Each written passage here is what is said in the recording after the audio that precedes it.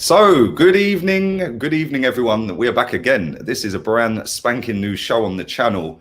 Every single week going forward, the main man, Turkish, is in the building. He's going to be hosting a show as of next week. Obviously, first show.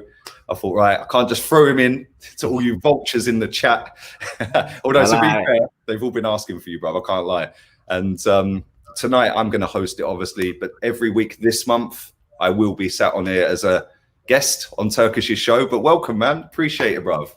Nah, no worries, obviously. Come on, man. I know we've got different opinions at times, but we get along well aside from that. You know what it is. And it's good to get those debates out there. It's good to have a good chat with someone who thinks a bit differently about the club, but you can do it on a very respectable level. So I'm glad this is happening. And obviously this month I've got you on for the first few weeks. And hopefully moving forward, we'll have more people on and we can get this going and mold it into what we need it to be. Yeah, man. And listen, do whatever you want to do with it. You don't just have to keep it Arsenal related. You can get anyone on. Yeah, whether it's cricket, boxing, table tennis, you want to talk about UFC, whatever you want to do, bruv. Whatever you want. Come on now. Obviously, my thing stretches probably boxing and MMA. I do love them too. And a bit of music, but I leave the music out of it. So we'll stick to sports, but we'll stick to football to begin with, and we'll see how it goes. No, that's cool, man. We are going to go through, just for everyone in the chat, we are going to go through the game from yesterday for Arsenal. We're going to have a little look at some of the other games over the weekend, some of the big talking points from them games. We're going to speak about Ole Gunnar Solskjaer. A lot of rumours saying that he's going to be gone very soon. And then we're going to take some questions towards the end as well. So buckle up, put your seatbelts on, and make sure you slap a like on the video. Also, very quickly as well, Turkish's channel link is in the title. It's got the @ in the title. Go and stick a subscribe on his channel right now. Show some support. His Instagram links in the description as well. Make sure you show him some support. And like we said, every week this is going to be a thing. But let's talk about the game yesterday. Obviously, we got the hoodoo over and done with. We finally beaten United away. 14 years, man. It's mad. I was 24 last time we beat them away. It's crazy. When someone said it the other day, 14 years, I thought, right, I was 18. I was a teenager. It was mad. I can't actually believe it. And then I start thinking about all the trips back and forth to Manchester to come back in the dark, rain, like 4-hour drive, and it was just depressing, you know. It's funny because we were just talking about that. I said that I've never been to Old Trafford. I refuse to go there. Yeah. I've been there, but I've not been in the ground for a game. I've been past it. I've been in that area, but I refuse to go there. Yeah, I just don't like their stadium, and I just don't like where it is.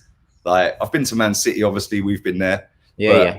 I refuse to go Old Trafford. And do you know what? It's kind of funny because it's typical, isn't it? The one time we actually beat them, no fans are allowed. Yeah, because you would have been there. Let's be real. Yeah, 100%. I said that to Robbie yesterday. I said, that's the one downside to it. But at the same time, if there was fans there, would we have got the win? Who knows? You know, that's a whole other story.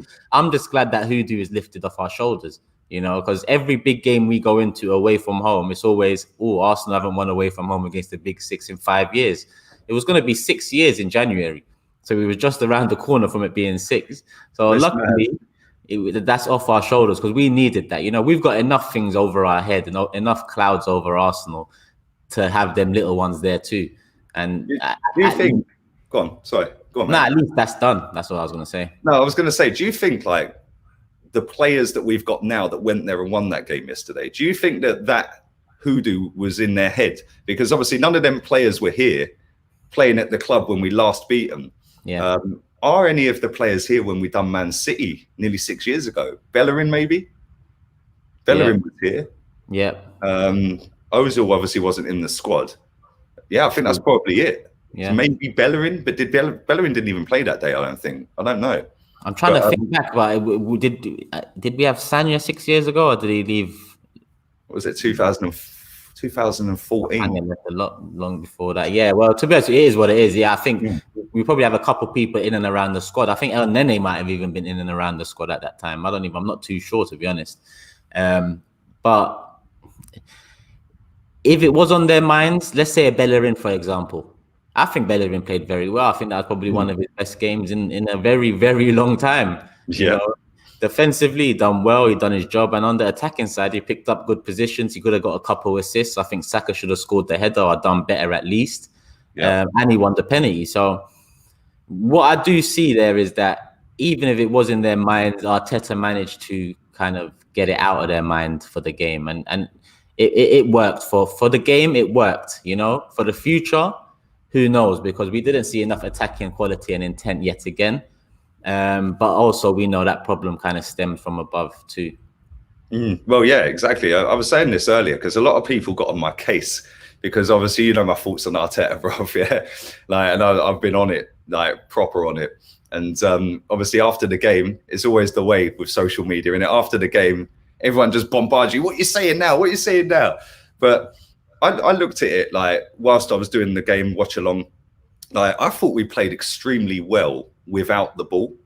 Yeah, with the ball, I thought at times we were a little bit sloppy. We wasted a few opportunities, but the way we just bullied them in terms of like the intensity, not so much getting stuck into them. Like obviously we did do that at times, but I thought it was just the intensity in our press. You know, obviously you can't do that for a whole 90 minutes, but the first half kind of set the tempo. But that penalty for me came at the right time because they were starting to get a little foothold. They were pushing us back a little bit further. But of all people, like you said, I agree. I thought Bellerin was decent yesterday. Really, really good game from him yesterday. He put that ball across the box for Aubameyang, I think it was. Yeah, first couple of minutes. That was like shades of Gascoigne, wasn't it, against Germany? It was like, you think that post, It was mad. But I think we deserved to beat them. But when you dissect it and look at it in terms of, yes, we had a couple of half-decent opportunities. If you take the penalty out, the whole narrative of the fan base would have been completely different because if that had ended 0-0, with one shot on target from Thomas Partey, it would have been a completely different thing. But that's what football is, isn't it? Fine margins. And it worked yesterday, which is great. It didn't work against Leicester. And we're going to have this continuously over this season. It's going to be working 1 week, not the next. But I just think some great performances yesterday. Mohamed El Neni, I mean, I can't believe how well he's played. Real talk. He's been our best midfielder this season. I don't think that's a debate, bro. I think he's been mad this season. Consistency, definitely. You know, he especially when you see the expectation coming into the season. I think no one expected nothing from him, and rightly so. You know, he's someone who's left the club now and winning a couple loans, and you think his career is done, and he comes back. And I always did say, even 3-4 years ago when he was at the club, that there's not much to choose between him and Xhaka. I'd actually prefer El Nene's qualities than Xhaka's. You know, at the end of the day, I say there's not much to choose between them, but that's in terms of quality. In terms of what they bring very different things onto the pitch. And my ideal partner would have been Ceballos for Partey, you know, because I think the energy and technical ability Ceballos has is probably best suited. But what El Nene showed yesterday, look at the 91st minute, Lee. My man was running. Do you know what? It's funny, right? It's funny because I'd see that. I didn't actually see that at the particular time, yeah? Right? I must have been looking at the comments or something because I never see that in the game. Arsenal pull it out, right? And I was like, yo, that's mad, yeah, 90. But then earlier on, I thought about it and I thought, well, that's what he should be doing. That's what we should be doing. We're Arsenal Football Club. Yeah. The one thing I will say, yeah, you've hit the nail on the head with about the qualities of different players, etc., yeah? There's a reason he didn't play Xhaka yesterday, yeah? And that's because Xhaka wouldn't be doing that. Yeah, Xhaka wouldn't be pressing and bouncing around and stopping passing lanes and stuff, yeah? And that the one thing I'll say about El Neni, he's a limited footballer, but he knows his limitation. He knows that when he gets the ball, I'm not really technically good. I'll break it up and I'll give it to you because you're better. Whereas Granit Xhaka thinks he's Pirlo. He thinks he's a baller and he's better than he actually is. Do you know what I mean? And I like that in El Neni, that he does know his limit. Do you know what I mean? Yeah.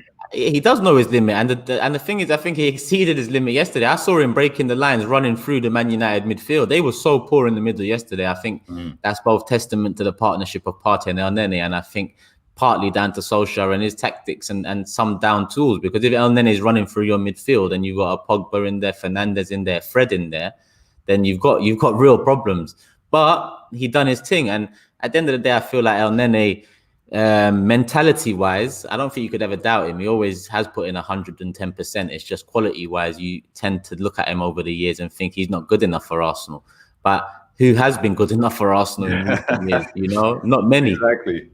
And that's the thing. When you put a Thomas Partey next to him, the levels are just staggering compared to some of the midfielders we've had next to him. I'm not saying necessarily start him every week, El Neni.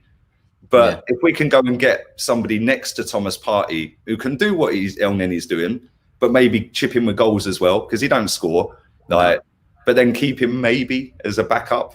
Yeah, then that could be good. Because like you said, you can't doubt the geezer's mentality. Yeah, you can never do that. I know he went on loan, but you know what? The one thing I'll say here, yeah, right. I held my hands up when I got the Saka one wrong. I said Saka's not going to make it. Yeah. I was there. Yeah, I was there. On the line. Bro. Yeah. I was sitting there like, who's this guy? I said, no, why is this guy playing, bro? And after 5 or 6 games, I was like, wow, we've got a baller on our hands. Yeah. Yeah. So I had to hold my hands up on that. I'm not saying I'm going to get to that stage with El Neni. Yeah. But if you put Thomas Partey next to El Neni in the big games away from home, you are going to get that grit and determination. You are going to get like a throwback to the older days where we are not going to get bullied today. We are going to come out, and if you want it, we'll have it. And I was more shocked at how they raised each other's games. Yeah, because Partey set the tempo, then El Neni jumped, then it was him, and they were both of them were brilliant, mate. Absolutely brilliant. It's that they had each other's backs on the pitch, you know. And I think you're right about Xhaka. I think his immobility pushes him down the pecking line, in my opinion. If you ask me who's the top 4 candidates out of the rest to fit in next to Partey, I'm going to say Ceballos 1, El Neni 2, Xhaka 3, Willock 4. That's how I see it. And there was a moment on the pitch yesterday where El Neni took it from our half into their half, and he was running toward the left-hand side. And I said to my mate next to me, I said, do you think Xhaka could do that running towards his right-hand side? Never. He doesn't do it. And at least that you get from El Neni, someone who can move in both directions. And yes, the standards have dropped in the middle. Partey certainly has raised them off of one game. You can see what we've missed for over a decade. Because as much as Cazorla has been our last best centre midfielder, I think the qualities Partey brings has been missed for over a decade. He's very different to Cazorla. And I said it earlier. I said, don't you think Cazorla-Partey partnership would have been perfect? Oh, mate. Cazorla, I remember that performance Cazorla put in at Man City, bruv, yeah? That was one of the best performances, best individual performances I've seen in an Arsenal player for as long as I can remember. Yeah, he was brilliant that day, yeah? But you're right. When you look at Thomas Partey, I mean, Roy Keane's even sitting there saying like it could potentially be as good as Vieira.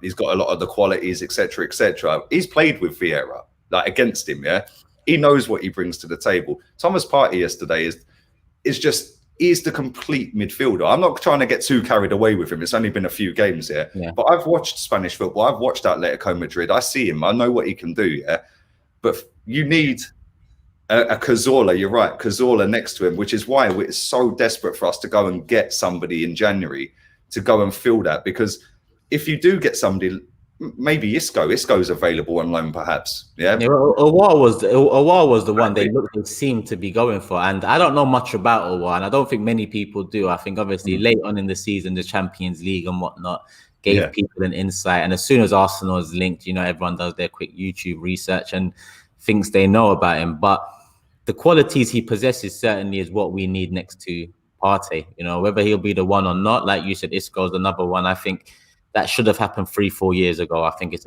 that one's a bit, but knowing Arsenal, it's the one that are most likely. You know, the Coutinhos and the Iscos, the ones that are not working out as much as their current club, because we're not a team that really go full throttle and get our top targets. Even with Partey, we waited until the last day, and that one could have been done. Release clause. Do you think he was our top target? I think Awar was the top target, and it was one or the other for me. I think that's how.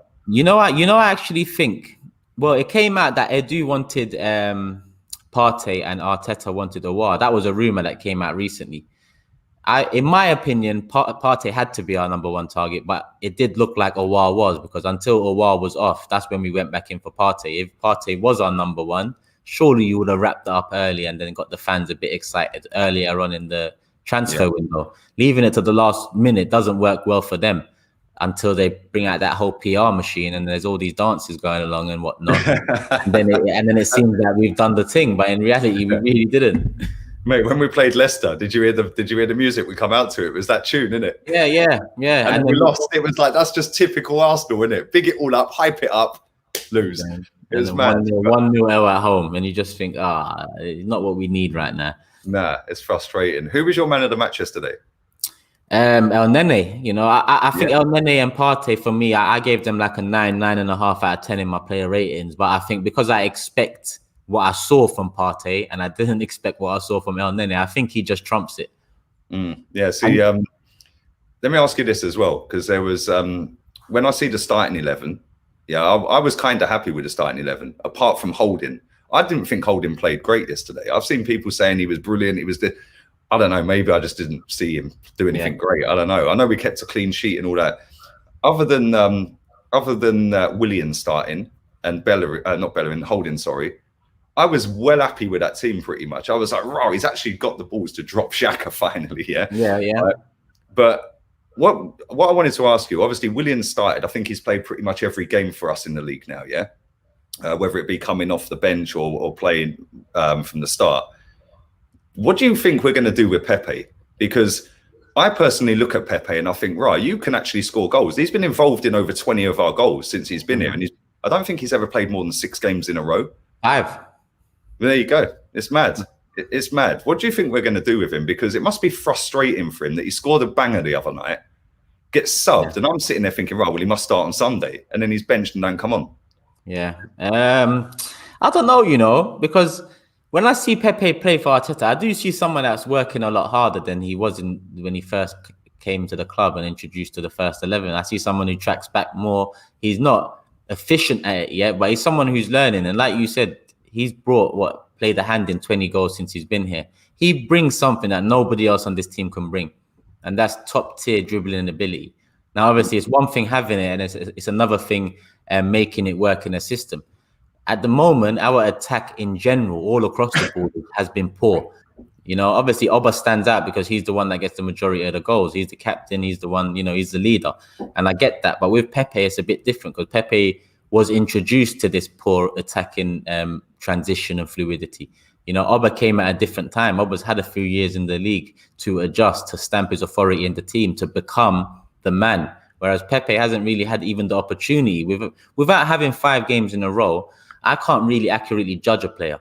And even in those 5 games, I need him to be starting with the same striker at least 4 of those games. I need him to be starting with the same right back for at least 4 of those games. And ideally, an AM, because it's all about triangles. It's all about transition across the pitch. So he needs consistent partners, consistent minutes.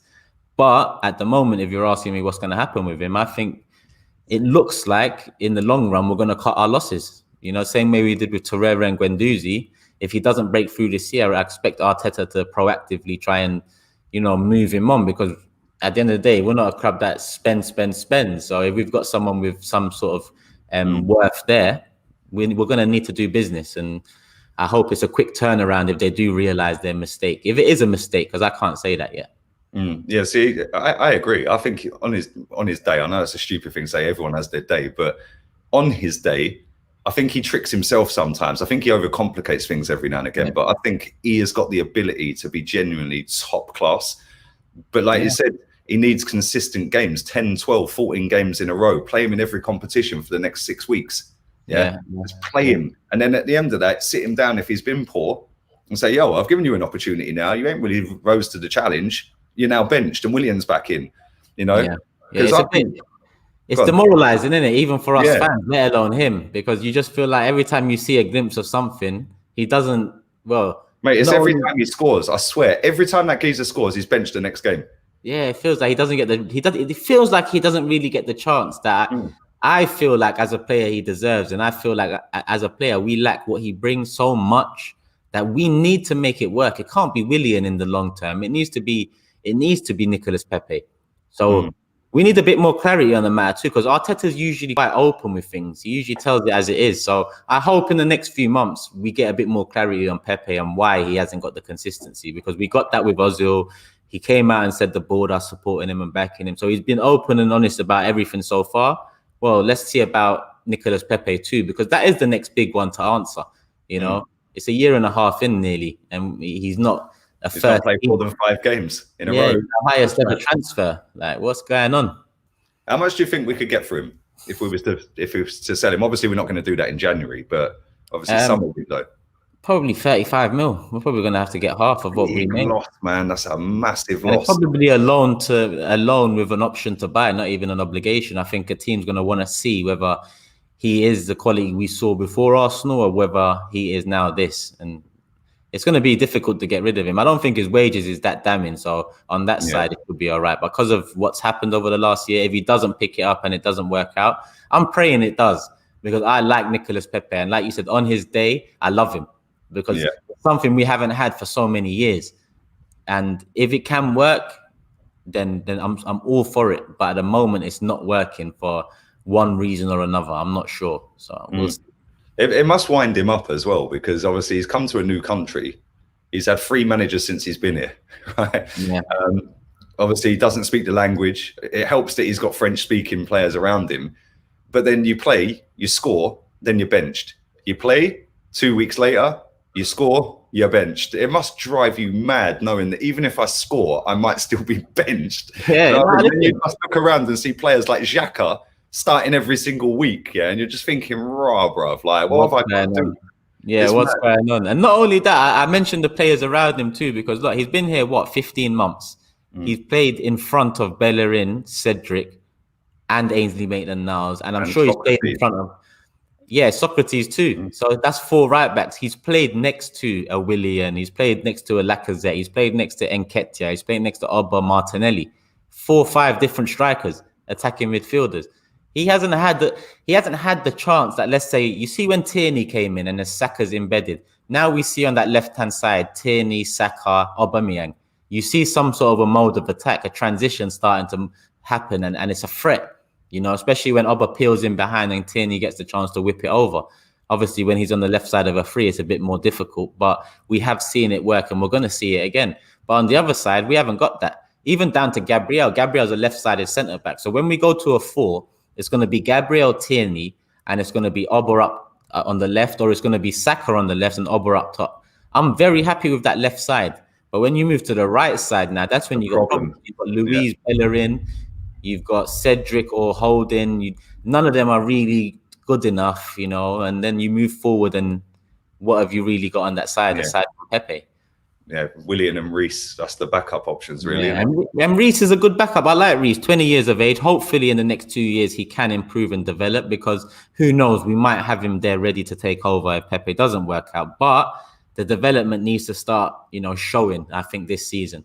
And I think he's been unlucky, because when he does play, I'm impressed. At times I'm just like, but then I remember he's 20, and 20 is still young. It's 22 when I'll start really judging him, I think. I think that's a fair age to judge. Like with Eddie, for example, what's Eddie now? 21, 22?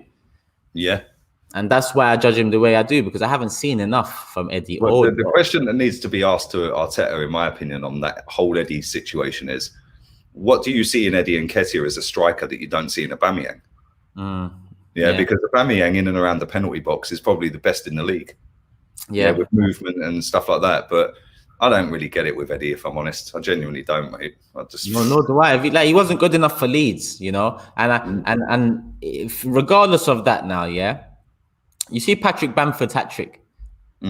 For example, Bamford's not one of the best strikers in the league, but Eddie couldn't score that. Eddie could only score the first goal of that hat trick. The other 2 goals were different class, and that's only Patrick Bamford. We're not even touching on the Agueros and whoever else. Watkins against Liverpool.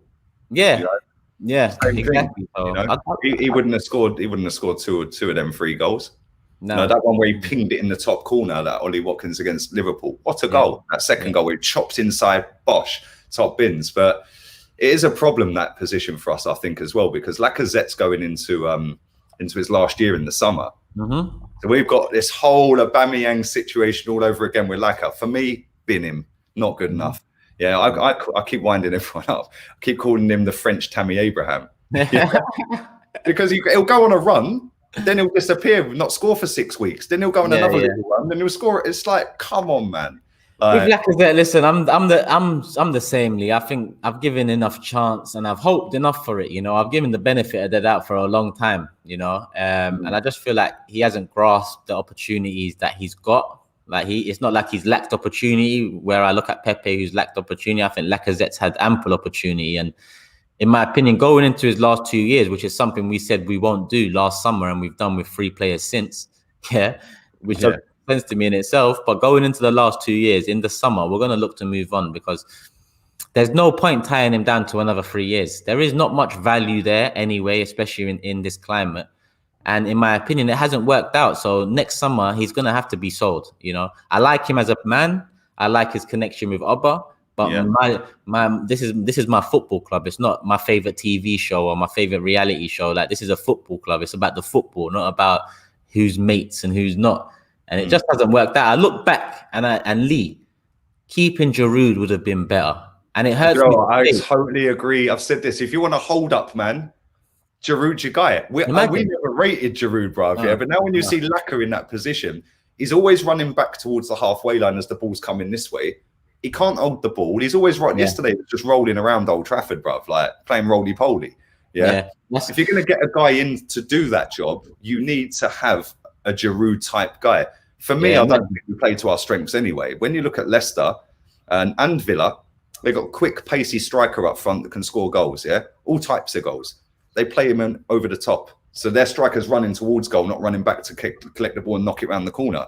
If you want to play that way, then you go and get a Firmino type of player, more technical on the ball that can pop it off to your quick wingers. But like you said, that right side is a problem for us. And then that position, bruv, we need to seriously upgrade and think about that. Well, I think the way France deploy Giroud and how Mbappe and Griezmann work off him, I think if you look at our wingers now, Pepe and Oba, if they had Giroud up top, I think you get the best out of both wingers then as well, because you have two wingers who's going to play off him and play past him too. Lacazette, given enough chances into the last 2 years, this summer, you said bin him, and I agree with that, to be honest, because we've got to get a lot more ruthless. It's not all about Snapchat clips after games and positive vibes, you know. Positive vibes will only get you so far. No, exactly. Let's move on to the team we beat, Man United. Obviously, Ollie is at the wheel. He's been there 100 games now, apparently.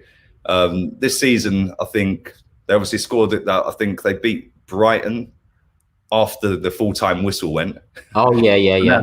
Penalty. How ironic we beat him with a penalty, by the way. Yeah, perfect. You know, 1-0 penalty. But obviously, Ole Gunnar Solskjaer and Pogba have come in for a lot of flack. I thought Pogba was dog shit, bruv. Yeah, and I've said this about him for a long time, right?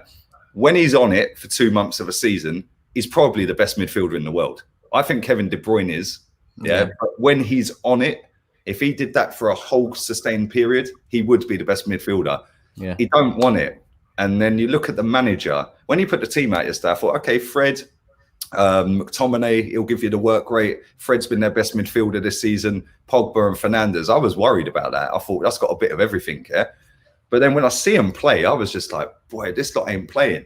They played the other day and slapped up Leipzig, although that result was a little bit skew with it. They just capitulated in the end, didn't they?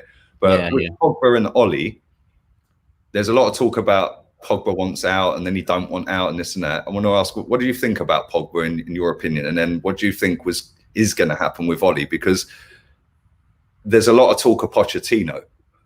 Yeah, and it does look like in the Premier League, they've just given up on him, mate. It's mad. Yeah. There's a lot of talk about Pochettino, and that's the one I'd hate them to get, because I think they're a Pochettino away from becoming a big threat again, you know?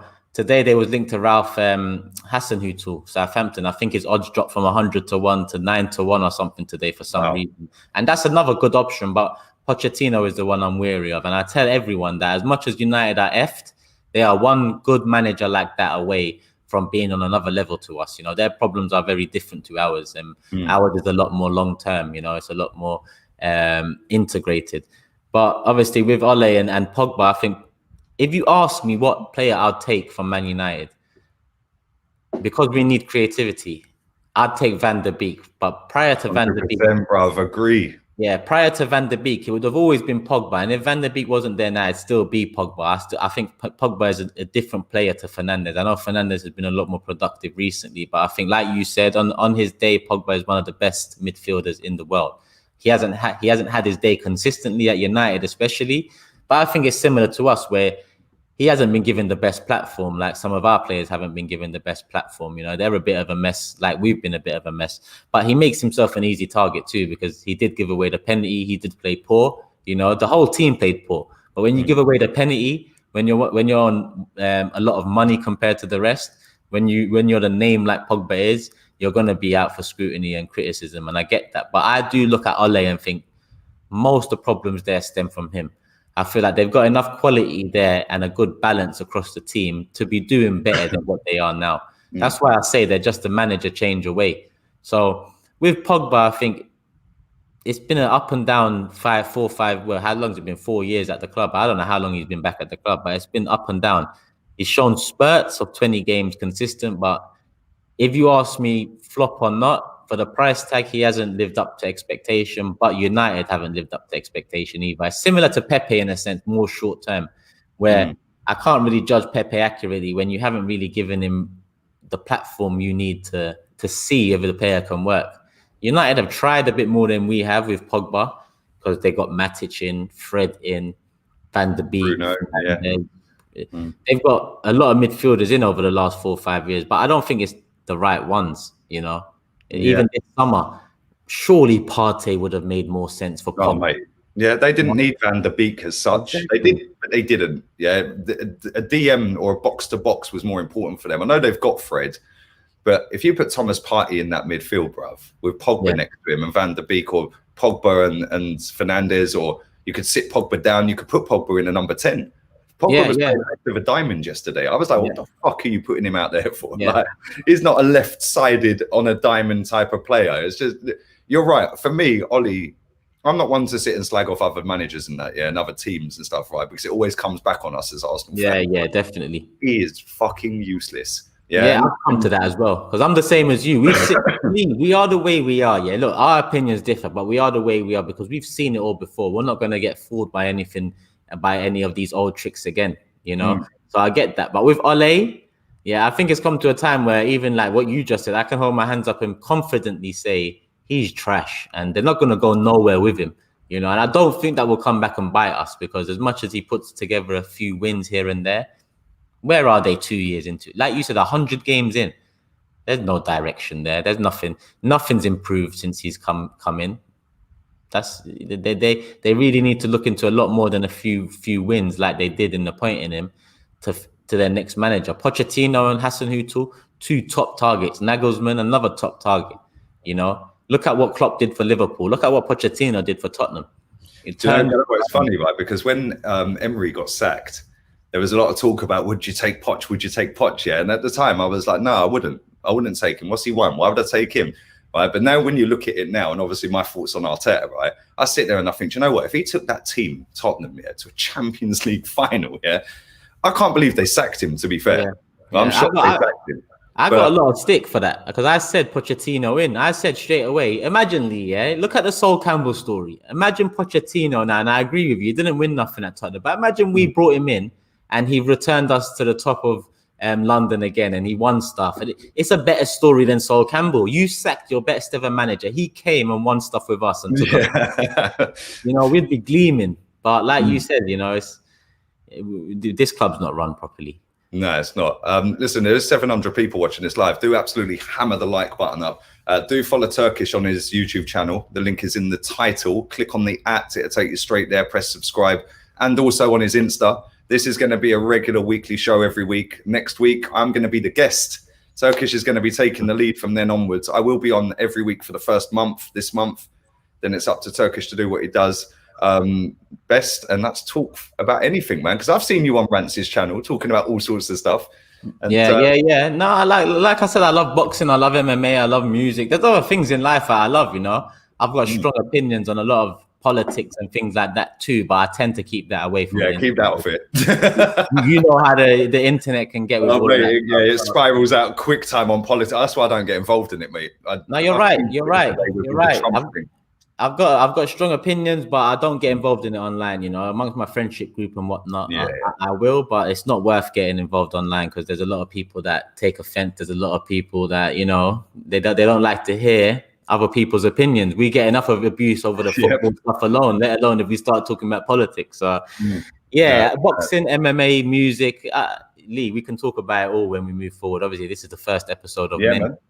Also, let me just quickly read this out because there was a question attached to that. Do you feel Partey can be our Essien and help our fortunes going forward? Big up my guy Neftali as well. Thank you, mate. I think he probably can. Do you know what? I remember. I'll never forget when everyone mentions Michael Essien. I'll never forget that fucker's goal. Yeah, in the 86th minute against Lehmann. What a hit! He's never hit a ball so sweet in his life, but I do. I think he can. I think he definitely can. I think similar. I think in terms of a player, definitely Essien's a legend, but I think Partey all round, can bring more than Essien brought Chelsea, especially considering Chelsea's team at the time was pretty solid all round. You know, Partey's going to have to come in here and really become a leader in the middle. And I think he's got it in him to do that. But obviously, I doubt we have the success that Chelsea had under Michael Essien, and that brings a lot of the, feeling towards him and his legendary status. Let's move on. We are going to do about another 20 minutes. We're going to come to some comments and questions towards the end. We are going to look for a name of the show as well. We'll get you guys to do that. Don't do it now because I'm going to miss all of these comments by 20 minutes or 15 minutes or whatever from now. But we spoke about Tottenham a minute ago, which leads us on nicely because Harry Kane is in the news again. Yesterday, we see him doing this, looking at I'm not going to jump for the ball. I'm just going to bend my back and back into you. I've seen so many people having either way on it. Like, no, he's done nothing wrong. It's clever play. He could seriously hurt the guy. He could seriously hurt himself. Jose has told him to do that. Scummy player from a scummy club and all that. What do you think on it? Listen, when diving and all of that play acting stuff first came in, I hated it. You know, I hated it because I'm old school. You know, I love my Adamses, Vieiras, even Roy Keane, for example. I'm called Irish, so he's a legend to me as well. I like the rough players. You know, the ones that go out there, and I'm not saying hurt a man, but make themselves heard, felt across the pitch. So what football is changing to now, I don't like it, but I've got used to it. And a long time ago, I said, when you get used to something, you need to catch up with the times. And I said, as much as Arsenal fans like to bang on about class and this and that, there's teams out there that we've moaned about for years. Remember when Ronaldo was at United? We used to moan about his diving week in, week out. Did that achieve anything? No. It didn't achieve anything. Ronaldo up every time we played him. And Ronaldo went on to be one of the best players ever. And he went on to be one of the best players ever. So it's about, I'm not saying go out there and dive, but go out there and seek advantage when you can, because that's what football has become. The dirty side of football back in the day when we was growing up was the rough side, the tackling. That's non-existent no more. The dirty side of football now is winning cheap free kicks, winning penalties, wasting time, going down easily when you're above in a tight game in Europe. We've seen Barcelona do it in their heyday. With all of their quality, we've seen them play act, waste time, surround. Every El Clasico was just a fucking playground. All kids like crying, "Oh, he dived, book him, book." I stopped watching it after the last. I think it was the last one that Jose and Pep had together. I stopped watching El Clasico. I was like, they're just falling over. You literally breathe on the deck. It became a joke. It became a joke, because too much of it and it takes over the game. So I'm not condoning it, but it is part and parcel of football now. And Jose in his documentary, the Amazon thing, he said in one of his speeches, "Be cunts." Nice guys don't win. Harry Kane is being a cunt there, and players that dive in general, opposition fans look at them as cunts. But at the end of the day, Jose Mourinho, love him or hate him, obviously I'm the latter, but love him or hate him, he's been a top manager throughout the last decade. And if he's telling players to be cunts, and you've heard previous managers say that and be more ruthless too, that's part of football now, and it's something we're going to have to get used to and not catch up on, but integrate into our game and thinking. Look at Bellerin, for example, Bellerin yesterday, if you watch that back slowly, firstly, the challenge wasn't strong enough to bring him down. And there was a moment where he thought about... he made the meal of it because it looked over-exaggerated. You're right. And I love that because make sure the referee has a decision to make. Because if you don't go down, I'm going to put it on Bellerin. I'm going to be like, "Bellerin, are you mad?" And me, Lee. So I'm going to be like, "Well, you don't." But he went down. And at the end of the day, he saw the advantage in that. And he won us a penalty. We won the game. I'm not saying it's like the Kane one, because Kane clearly went like this. And he's done that load, man. Mischievous. A couple of weeks ago for doing it. Yeah, he's mischievous. He sees it around the corner and he puts his body in the way, and you think, you can't. But Tottenham fans love him for it, you know. So we need a few more cunts in our side, and hopefully that 100%. I think we've got a couple now, like in the nicest possible way. We've got Gabriel, we've got Partey, you know, they're up for it now. Do you know what I'm saying? We've got them two in front of each other. As soon as they build up that partnership together, good luck having a go at us in a game, because they're big boys. Do you know what I'm saying? They're gonna have it now. Do you know what I mean? Spine, man. You know, if you move Oba up top as well, your spine is really healthy, really strong. And when you've got a good spine, you know, the players around will start to complement a lot more. Exactly.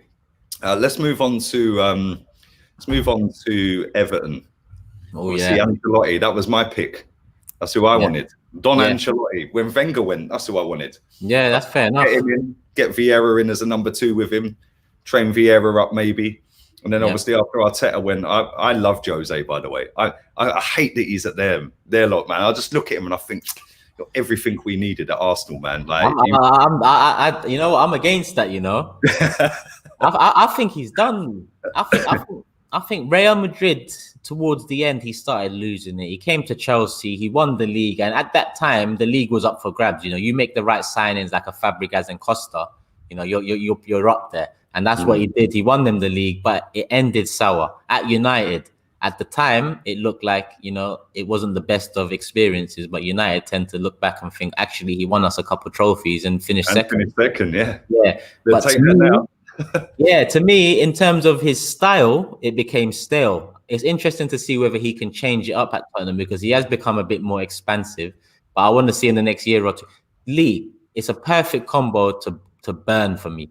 If I could pick one manager and one club, to burn over the next couple of years, it will be Jose Mourinho at Tottenham Hotspur. So I'm gonna talk it into existence that he's finished and Tottenham will be finished with him, and that decision to sack Pochettino will really come back. But I get it though, because I've talked to other people that Chris Hudson, for example, you know, someone that said, you know, there is qualities there that potentially you look into, and I get that, because he's a winner, you know, regardless of the things he's won dwindling over the years, he is a winner. Do you know what I like about him, right? Is the fact that he's just so cocky and arrogant, but he backs it. Yeah. It's like, yo, I'm the special one. And then bang, title. First title in 50 years. But this is what worries me, right? He's at that lot. Son scored 8 goals. We've scored 9 this season.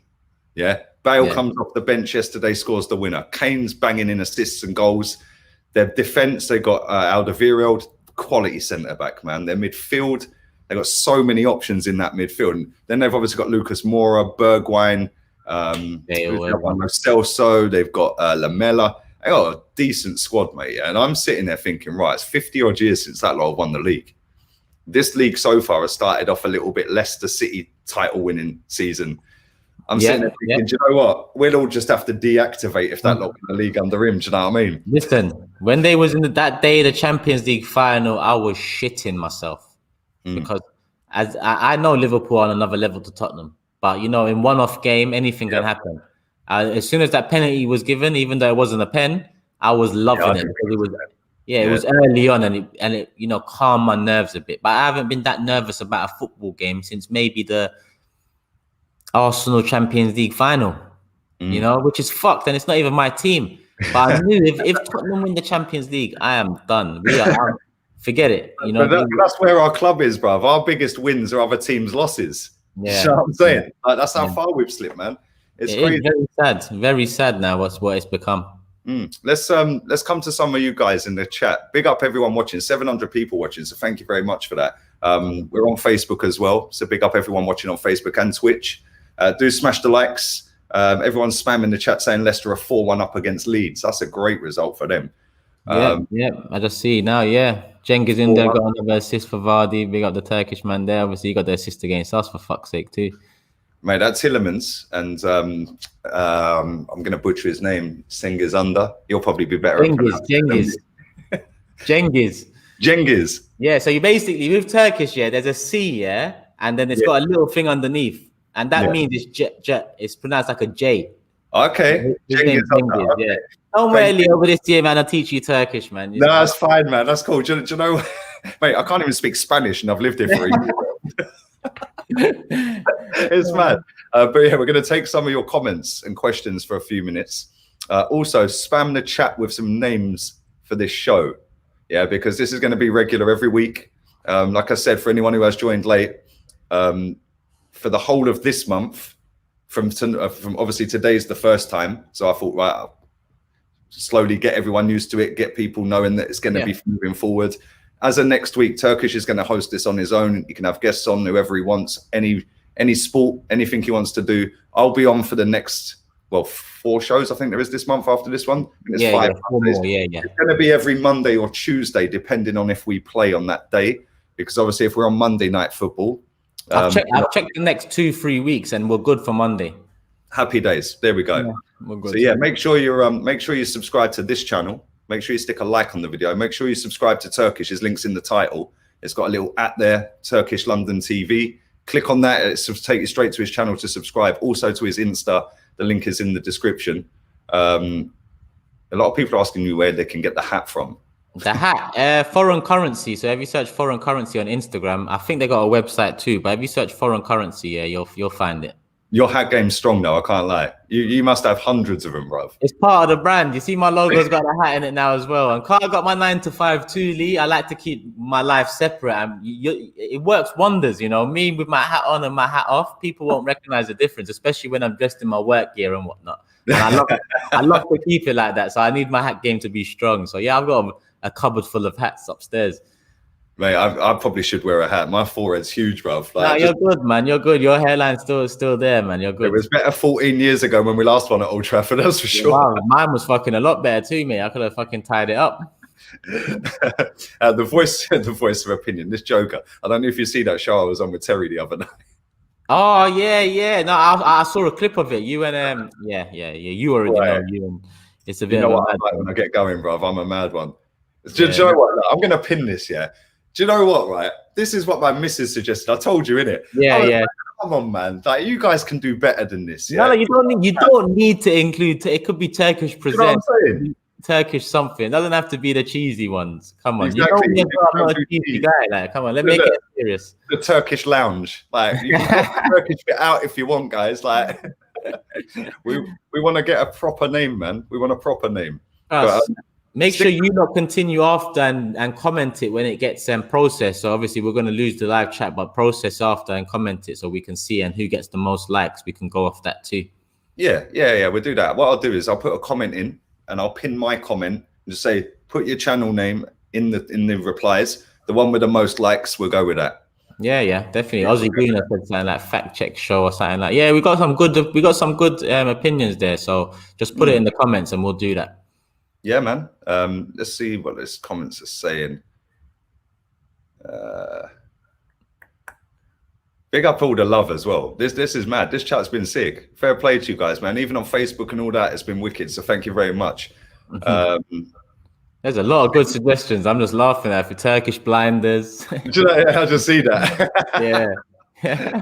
Oh dear. Bear in mind as well, I'm not going to be on the show every week. Yeah. I'll come on every now and again if Turkish wants me on. Yeah. But for the first 4 shows, 5 shows this month, whatever it is this month, I'll be on every one. After that, it's not my show.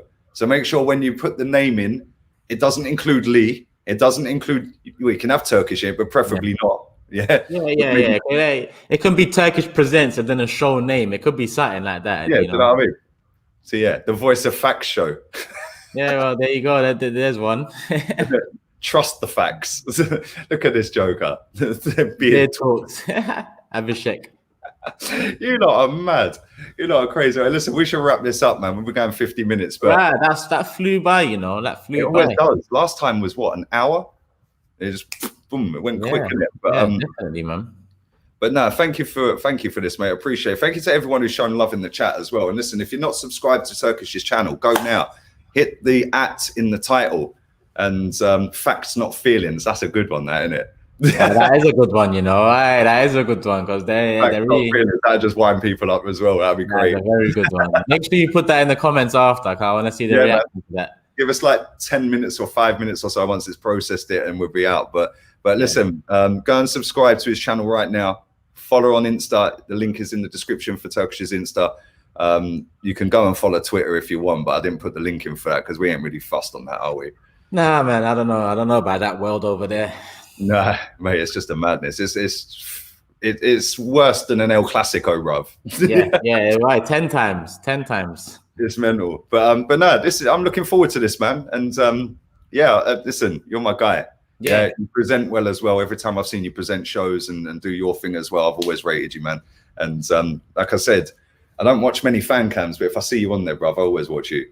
Yeah, I always pick you up as well. You know that, right? When people come in my chat, yeah, and I'm on a mad rant about whatever I'm on about, I'm like, yo, big up the real ones like Kenny, Claude, Turkish. Yeah. But with you, it's a bit different on my one because certain time people are like, why do you and Lee do videos? And I'm just like, listen, just because we have different opinions here and there doesn't mean that me and him like can't do videos or talk. And if anything, one of the main reasons I have a YouTube channel is because me and you had met very early on and talked about this, and you actually pushed me to it. We actually linked up and talked about this, you know, a couple of years back, you know. Yeah. So if it wasn't for you and a bit of a push from a couple other people, I wouldn't even have a YouTube channel, you know, because that's not the life like I saw for myself. I didn't even think it could be. But here I am doing videos, and obviously I appreciate that you obviously reached out and we've got this show going now. So, you know, I love it, man. Obviously, we're going to have many videos moving forward where me and you are probably going to have heated discussions on Arteta because obviously we have different opinions there. But yeah, well, it is what it is because at the same time, as much as it's different, I completely understand that. And it's going to be a very interesting few weeks ahead and months ahead. You're the third person today that's told me they get heat for doing shows with me, you know. Real talk. Mate, I'm sure I even got a couple of messages while we're doing the show. And if I open them, they're probably like, hey, mate, you know, these are a bit of a this and that. And I'm just like, mate. Do you know, mate, I get so much hate. It's funny, bro, because I just like, whatever. But you know what's good, though, Lee, yeah? And people have to realize it, even the people that don't like you and this, me and you have different opinions. So you bringing me on to have a show on your channel means you're bringing someone else's opinion onto your channel, your platform. And if you were so about drilling your opinion down people's necks, then you wouldn't really do that, in my opinion. You'd just want it to be strictly about your opinion, and you'd only bring people on that has your opinion. Yeah. So you're bringing another opinion, and you can only respect that. You've got a big platform there. So you know what? People need to look at that. But it's easy for the haters to hate. You know, that's what they do. And without haters, you ain't doing things right. So do you know what? You've hit the nail on the head as well, because on Friday this week, me, Claude, Kenny, and Shig are doing a podcast. Yeah, we're all in a group chat. Yeah, it's amazing how much we disagree on. Yeah, so that's gonna be boom. And I can imagine. Like, obviously, you disagree on things, and then that's it. You have a drink after. It's not like you disagree. Exactly. It's like we have a little heated voice notes back and forth, and then we're just like, whatever, man. Let's just move on anyway. Yeah, on to the next one. There is going to be a next one. God, this don't stop. The roundabout don't stop. The process don't stop. Exactly. Maybe we could call it the roundabout. Someone said that there as well. There you go. Right, listen, let's wrap this up. Listen, thank you to everyone who has watched live. Tomorrow, I will be back around lunchtime with another live show. Tomorrow evening, the same. Tomorrow at 9 o'clock, I'm dropping another brand new show on this channel. This is going to be a Chelsea show. It's going to be all geared around Chelsea Football Club. People are going to go, why are you doing that on an Arsenal channel? You don't even know what's coming next. We've got Man United, Liverpool, and Spurs coming as well. So don't worry about that. Man's broad. Like, are you going to keep the same name for the channel, everything, yeah? My name, bruv. Yeah. No, but it seems like you're branching out a bit. So I'm thinking maybe you might make it. No, I'll keep it. That is my name. And you know what? Yeah, people don't believe that's my surname, innit, right? Yeah, I know. It's genuinely my name, right? So people go, oh, why is he getting on here? Why is he on here? Where's it? Whatever, man. Like, at the end of the day, I just look at it and I think, do you know what? I've got so many fans of other teams in my chat all the time. Yeah, obviously the majority are Arsenal. Yeah, but I do have loads of Chelsea in it, man. Loads of United. I get Liverpool, loads of them as well. Get the odd Tottenham, not many, but I've even got Darlington fans in my chat, man. It's mad. Yeah, I've got a guy from Darlington who watches Leeds United, Wolves, everyone. And I thought, do you know what? Yeah, like you said, bringing other people on, like, it expands it to people that might not like listening to me, but they like listening to you. Yeah. And they say, oh, Turkish has got a show on there. Or, oh, I'm a Man United fan, but I don't like what Lee says. But, oh, it's a Man United show. You know, so yeah, I want to look at Big Six. You know, that's why I did that. You know, I wanted to start talking to other fans, because sometimes when you talk to Arsenal fans over and over again, obviously we support and love the same club, but it can get jarring. And hearing an opinion from other fans is also refreshing. It's a different take, especially if you get honest fans of other clubs who don't want to banter you. That's the problem. I've got to find a host for a Man United show, yeah, that's like on it, like a proper real one, yeah. Then the same for Liverpool, the same for Tottenham, yeah. That's probably going to be the hardest test, is the Tottenham one. Yeah. I could probably help you with United. If just message me if you need any help, because I know a few good people for you. I'm in DMs with a guy who's got a channel, but we're kind of early stages on that. But yeah, man, I want to get these all in. But tomorrow, there's a young lad who's starting his show tomorrow. Again, I'll be hosting it. A guy called Dammy. He runs SW6 Daily podcast and the website that goes with that. So make sure you come and show that some love at 9 o'clock tomorrow. And I know so much about Chelsea. It's mad. Yeah, I worked with a Chelsea fan for years. So yeah, I remember you telling me. Unbelievable. So yeah, that should be a good conversation. And again, same applies. I'll be doing the first month probably with him. Then it's his show. So yeah, man. But, bro, always a pleasure, man. Appreciate it. Thank you to everyone in the chat as well. We're out of here, man. Later. Hit the like button before you leave, people. Tell them again. Come on. Hit the like button right now. Laters, peeps.